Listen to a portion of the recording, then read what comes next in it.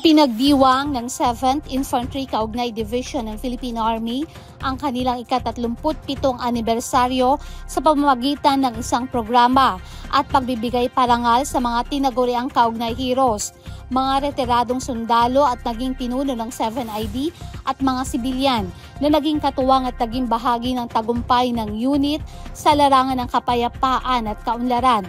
Pinangunahan ang programa ni Philippine Army Commanding General Lieutenant General Antonio Navarrete at 7ID Commander Major General Joseph Norwin Pasamonte.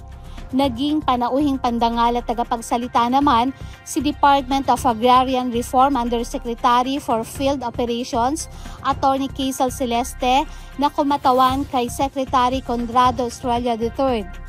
Sa temang Pamilyang Matatag at Serbisyong May Malasakit, Sandigan ng Bagong Pilipinas, binigyang diin din sa nasabing pagdiriwang ang walang sawang dedikasyon ng 7ID sa pagpapanatili ng kapayapaan at pambansang seguridad.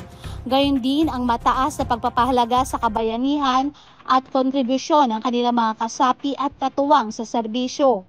Dumalo rin sa nasabing pagdiriwang ang mga dating commander ng 7th Infantry Division, kasama ang kanilang may bahay at pamilya na nagsilbing saksi at katuwang sa kasaysayan at mga tagumpay ng unit sa nakalipas na mga taon. Ang kanilang presensya ay nagbigay ng dagdag inspirasyon at pagkakaisa sa kasalukuyang hanay ng 7ID. At siya ng Balitang Nueva Ecija, Juanet Bonda nag-uulat sa DWNE Teleradyo, ang inyong kakampi.